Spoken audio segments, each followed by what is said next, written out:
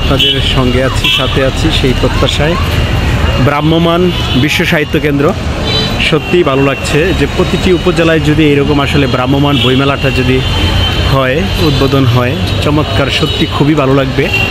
কারণ তখন ছেলে মেয়েদের মাঝে একটা শিক্ষা বা পড়াশোনার একটা পরিবেশ সৃষ্টি হবে। কারণ এখন যুব সমাজ আসলে মোবাইল বা সামাজিক যোগাযোগ মাধ্যমের প্রতি আকৃষ্ট হয়ে গেছে, যেটা আসলে এটা এখন এই ভ্রাম্যমাণ যে বইমেলাটা বা ভ্রাম্যমাণ বইমেলা, এটা হচ্ছে সংস্কৃতি বিষয়ক মন্ত্রণালয়ের অধীনে বিশ্ব সাহিত্য কেন্দ্র এই জিনিসগুলো তারা আয়োজন করে থাকে।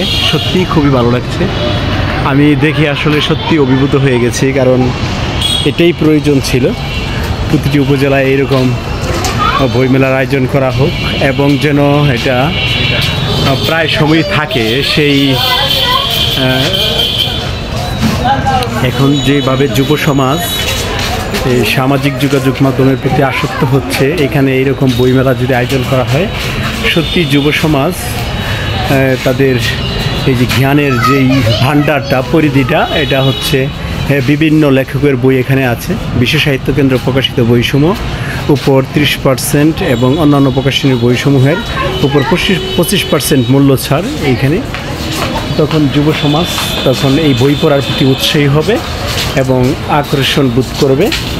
সত্যি তোমরা কি জন্য আসছো? বই কিনবে না পড়বে? পড়তে আসছো।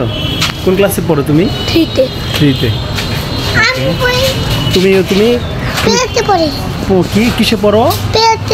প্লেতে পড়ো। হ্যাঁ, বই নিতে আসছো না পড়বা? আচ্ছা, একটু কথা বলি, আপনি কোথেকে আসছেন? আমি ওদের মা। ওর মা? কি বই কি পড়তে আসছেন না? পড়তে আসছে, ওই জন্য ওদের সাথে আসছে। আচ্ছা।